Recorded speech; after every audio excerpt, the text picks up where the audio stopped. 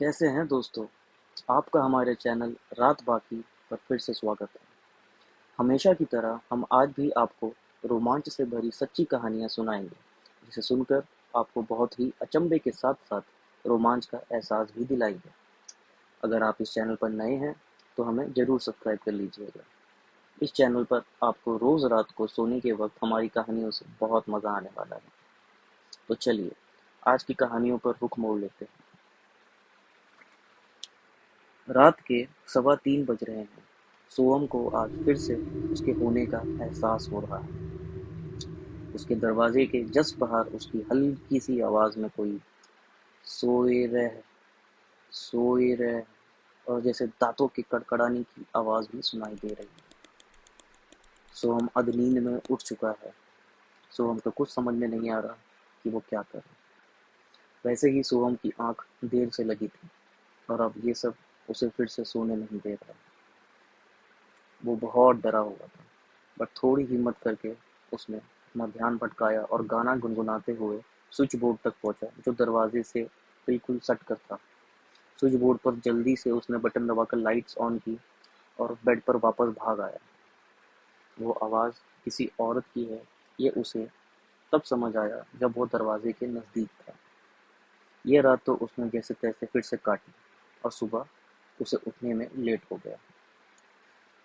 अब जानते हैं सोहम के बारे में कि वो यहाँ पे कर क्या रहा है और आखिर ये कहानी किस ओर जाना चाहती है। तो हुआ ये था कि दरअसल ये कहानी सेंट्रल मुंबई के एक कुर्ला नामक जगह की है, जहाँ सुविधा सदन नामक एक सोसाइटी या आप चौल भी समझ सकते हैं।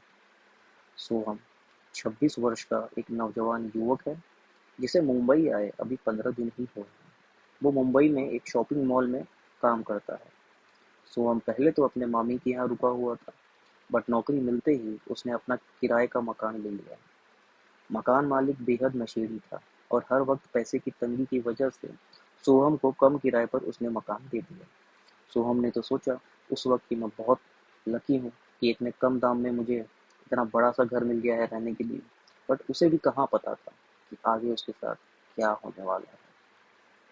तो उस सुबह सोहम लेट उठा और जल्दी जल्दी तैयार होकर अपने काम के लिए निकलने लगा। घर उसका दूसरी मंजिल, यानी आप समझ सकते हैं, या दूसरे महल्ले पर भी बोल सकते हैं। अक्सर आप मुंबई में पाएंगे कि डब्बे डब्बे डब्बे जैसे एक के ऊपर एक चौल में घर बना दिए जाते हैं। तो वैसे ही एक चौल में सोहम को पहली मंजिल पर रहने के अवसर मिला था।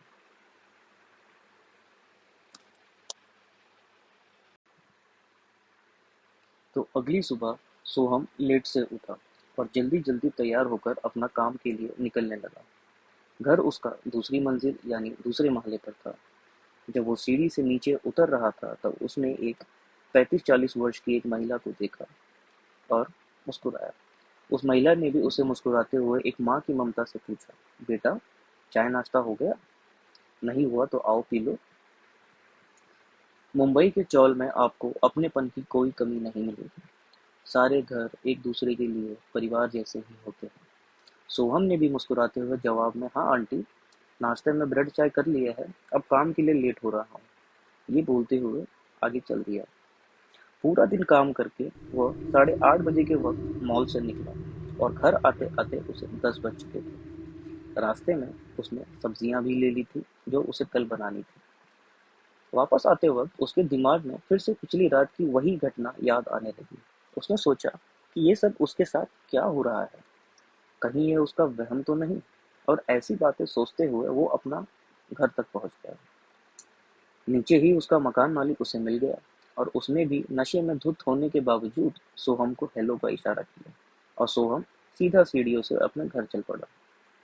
खाना बनाकर खाने के बाद उसने कुछ देर अपने फ़ोन पर गाँव में बात की और फिर लाइट्स ऑफ करके सोने की कोशिश करने लगा।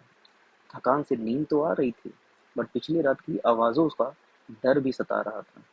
जैसे तैसे उसकी आंख लग गई। रात के सन्नाटे में उसकी आंख खुली। उसने मोबाइल में टाइम देखा तो ठीक 3:15 बज रहे थे। उसने मुड़कर दरवाजे की ओर देखा और उसे आज फिर से किसी के रोने की सिसकियां, हल्के हल्के दांत के कड़कड़ाने की आवाज आ रही थी। उसके तो पसीने छूट गए। उसने भगवान का नाम लिया और फिर से स्विच बोर्ड की ओर बढ़ा। स्विच बोर्ड तक जाकर उसने लाइट्स ऑन कर दी और जैसे ही दरवाजे से दूर अपने बेड पर भागकर जाने का सोचा, वैसे ही उसके कानों में आवाज आई कि जैसे अब जो उसके दरवाजे पर रो रही थी, अब वो सीढ़ी से नीचे उतर रही है, मतलब उसके घर से दूर जा रही है। ये चीज सुनकर उसे थोड़ी सी हिम्मत आई और वो दरवाजे पर ही कान लगाकर सुनने लगा। कदमों की आवाज धीरे धीरे नीचे जा रही थी। ये सब सोचकर उसके मन में एहसास हुआ कि चलो आज रात तो बला टल गई। बट ये है कौन? आखिर ये लड़की या औरत कौन है जो आकर मेरे ही दरवाजे पर रोती है, मुझे सोने नहीं देती? ये सब सोचते हुए वो बेड पर आया और आंख बंद करके सोने की कोशिश करने लगा। कुछ देर में तो उसे नींद आ ही गई। सुबह रोज की तरह फटाफट तैयार होकर वो काम के लिए निकला। नीचे उतरते हुए उसी महिला ने फिर से उसे इशारे में पूछा कि नाश्ता हो गया? तो सोहम ने भी मुस्कुराकर हाँ हो गया ऐसी हाँ में मुंडी हिला दी। ऐसे ही 3-4 दिन बीत गए थे और सैटरडे की शाम उसका गांव का एक दोस्त उससे मिलने आया। उन्होंने पुराने वक्त की खूब बातें की। दोनों ने साथ खाना बनाया और साथ खाया। अब उसके दोस्त को जाना था, तो सोहम उसे छोड़ने के लिए सड़क तक चल दिया। घर से निकलकर उसने नीचे उतरते वक्त उस महिला को देखा और अपने दोस्त को इंट्रोड्यूस करने का इशारा करते हुए बोला कि पुराना दोस्त है गांव का आंटी, यहीं बोरीवली में दुकान है इसकी। यह सुन वो महिला ने मुस्कुराकर सर हिलाया। सोहम का दोस्त थोड़ा आगे ही चल रहा था। सोहम ने उसे सड़क से ऑटो करवा दी और अपने घर वापस चल पड़ा। घर आकर कुछ देर अपने फोन को चलाकर वो सोने की कोशिश करने लगा। उसके दिमाग में ये बात फिर से आई कि जो औरत उसके दरवाजे पर आकर रोती है, उसका क्या दुख होगा यार। ये सब सोचते सोचते उसकी आंख कब लग गई उसे भी पता नहीं चला। देर रात अचानक सोहम को एहसास हुआ कि वो आधी नींद में है, यानी आधा नींद और आधा जगा हुआ है। उसे रात के सन्नाटे में कुछ धीमी सी विसल यानी सीटी जैसी आवाज भी सुनाई दे रही थी और वो धीमी आवाज जैसे दूर से उसके पास आ रही है। आधी नींद में न तो वो आंख खोल पा रहा था और न ही हिल डुल पा रहा था। उसे ये एहसास हुआ कि अब वो सीटी की आवाज तेज होने लगी है, मतलब उसके बहुत करीब आ रही है। और अचानक से वो आवाज उसके बाईं कान में जैसे घुस सी गई। उसका पूरा शरीर आधी नींद में आंख बंद होने के बावजूद पूरा कांप रहा था। वाइब्रेशन से उसका पूरा बेड हिल रहा था और जो आवाज आज तक उसको दरवाजे के बाहर से आया करती थी, वो आवाज मानो जैसे उसके शरीर के अंदर समा चुकी है। वही सेम सिसकियां, वही सेम दांत कड़कड़ाने की आवाज उसे अपने अंदर से महसूस हो रही थी। उसे उस रात तो नींद नहीं आई। वो चौंक कर उठ गया और अपने शरीर को पसीने से तरबतर पाया। वो रात उसने जैसे तैसे काट ली। यह तो अच्छा था कि दूसरे दिन संडे था और उसकी छुट्टी थी। सुबह होते ही वो अपने खिड़की से बाहर देखता है कि थोड़ी सी रोशनी दिख जाए और वो घर से बाहर निकल जाए। समय का इंतजार करते करते ठीक 5:30 बजे वो अपने दरवाजे से निकला। दरअसल उसने आज ठान लिया था कि वो अपने मकान मालिक से बात करेगा, या तो वो अपना घर बदलेगा या तो अपने डिपॉजिट लेकर वापस चला जाएगा। ये सोचते सोचते वो अपने मकान मालिक के घर पहुंचा। मकान मालिक को आवाज लगाई तो मकान मालिक की बीवी ने दरवाजा खोला और दरवाजा खोलते ही उन्होंने सोहम को अंदर आकर बैठने का इशारा किया। उनकी मकान मालिक बहुत कम बोलती थी, जैसे उन्हें कोई सदमा लगा हुआ हो। अब मकान मालिक बाहर से दूध लेकर आ ही रहा था। उसने सोहम को अपने घर में बैठा पाया और पूछ बैठा कि क्या बात है भाई, इतनी सुबह सुबह मेरे घर, कुछ काम है क्या? सोहम ने अपनी पूरी आप बीती अपने मकान मालिक को बताई और गुस्से में बोला कि मुझे इस घर में अब नहीं रहना है। आप मेरा डिपॉजिट वापस कर दीजिए, मैं दूसरा मकान ढूंढ लूंगा। मकान मालिक ने उसकी बातें सुनी और वह हैरान नहीं हुआ। ये तो उसके लिए जैसे बहुत आम बात है। उसने सोहम को बोला कि मैंने भी तो डिपॉजिट के पैसे खर्च कर दिए हैं, मुझे 10-12 दिन का वक्त चाहिए, आप उसके बाद चले जाना, तब तक तो रह लो। सोहम की बातें मकान मालिक की बीवी ने भी सुना और किचन से बाहर आई। उन्होंने सोहम से कहा कि जो तुम्हारे साथ हो रहा है वो सच है बेटा। यहाँ एक औरत की आत्मा भटकती है, जो कई लोगों ने महसूस भी किया है। मकान मालिक ने तो इस बात पर एतराते हुए बोला कि ये सब बकवास है, तुम लोगों का वहम है और कुछ नहीं। उसकी बीवी ने बीच में टोकते हुए बोला, वो सब्जी वाले की बात भूल गए क्या आप? उसने तो उसका पूरा परिवार ही गांव में शिफ्ट कर दिया और खुद भी यहाँ से चला गया बेचारा। तो इस पर मकान मालिक ने मुझे याद नहीं यह कहते हुए सर खुजाया। उसे याद दिलाने के लिए उसकी बीवी कबर्ड से पुराना फोटो एल्बम लेकर आती है। उस फोटो एल्बम में सोसाइटी के लोगों के बीच हुए सेलिब्रेशंस की तस्वीरें थी। मुंबई में हर फेस्टिवल एक साथ मनाए जाते हैं। सारे चौल वाले एक साथ इकट्ठा होकर उस फेस्टिवल को सेलिब्रेट करते हैं। फोटो एल्बम को खोलकर फोटोज को पलट पलट कर उसकी बीवी वो सब्जी वाले की फैमिली को ढूंढ ही रही थी। सोहम भी ध्यान से देख रहा था और उसकी नजर पड़ी एक फोटो पर जिसमें उस चौल की 7-8 औरतें मुस्कुराते हुए खड़ी थी। वो हल्दी कुमकुम का सेलिब्रेशन था, जिसमें सारी औरतें और बच्चे कई गेम्स खेलते हैं, जैसे संगीत कुर्सी यानी म्यूजिकल चेयर्स। सोहम ने उस फोटो में एक महिला पर उंगली रख पूछा कि अरे, ये आंटी भी बहुत सालों से रहती है यहाँ। जिस पर मकान मालिक की बीवी का मुंह खुला का खुला रह गया। उसने बहुत ही धीरे से फिर से पूछा कि इस औरत की बात कर रहे हो? तो सोहम ने मुस्कुराते हुए फिर से बोला, हाँ यही तो है आंटी, मुझे रोज मिलती है और एकदम मेरी माँ जैसे नाश्ता हुआ या नहीं पूछती है। इस पर सोहम की बीवी ने सर पर हाथ रख लिया और कुर्सी से उठ खड़ी हुई। सोहम को अजीब लगा और वो पूछने लगा कि क्या हुआ, आप कुछ बताइए तो सही। इतने में वो पलटी और सोहम के डर के उन्होंने जो बात बताई ये आप सुनेंगे तो आप हैरान हो जाएंगे।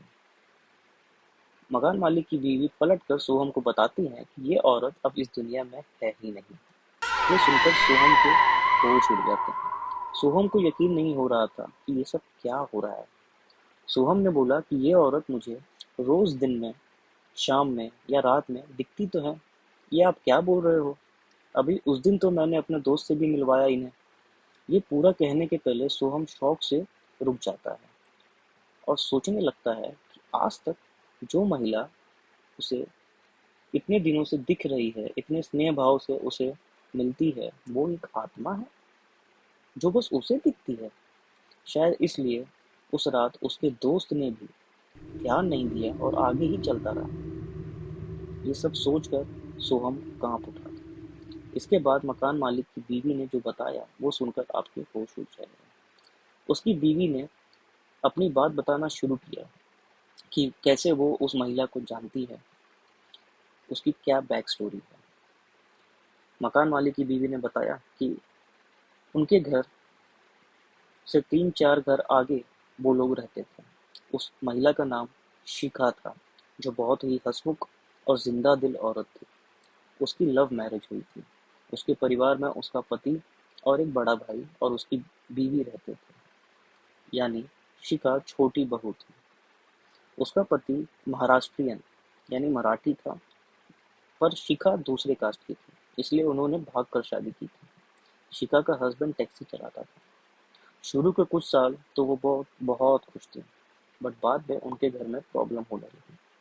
दरअसल शिखा को अब तक कोई संतान नहीं हुई थी, जिस पर उसका परिवार उसे ताने मारता था। वो अक्सर मेरे घर आकर रोती थी। कुछ दिन बीते ही थे कि उसका पति भी खूब दारू पीने लगा और उसे तानों के साथ मारा भी करता था। कभी बेचारी के गाल पर तो कभी आंखों पर मार के निशान रहते थे। दारू पीते पीते उसके पति ने अपनी टैक्सी भी बेच दी थी और शिखा को रोज मारता पीटता। शिखा को घर चलाने के लिए खुद काम पर जाना पड़ रहा था। वो दिन भर एक कपड़े के मिल में काम करती और रात को आकर बेचारी खाना बनाती और अपने नशेड़ी पति से मार भी खाती। वो औरत एकदम टूट चुकी थी। उस हादसे की एक रात पहले वो मुझे मिली थी और वो उदास नहीं थी। ये देख मुझे भी अचानक से अचंभा हुआ कि आज खुश लग रही है, शायद कुछ गुड न्यूज़ होगी। भगवान करे बेचारी प्रेग्नेंट हो जाए ताकि उसका दुख खत्म हो जाए। ये सोचकर हम अपने अपने घर चले गए। बट अगली ही सुबह 5 बजे पूरे चौल वाले इकट्ठा थे उसके घर के सामने। उसके पति ने रात में शिखा को मारा तो था ही, शिखा ने ये सब से उबकर छुटकारा पाने के लिए और शायद अपने पति को डराने के लिए खुद पर मिट्टी का तेल डाल लिया और अपने पति को चिल्ला चिल्ला कर रो रो कर कहने लगी कि वो माचिस है, लाओ और मुझे जला दो। मुझे नहीं रहना अब तुम्हारे साथ, मैं और नहीं रह सकती ऐसे।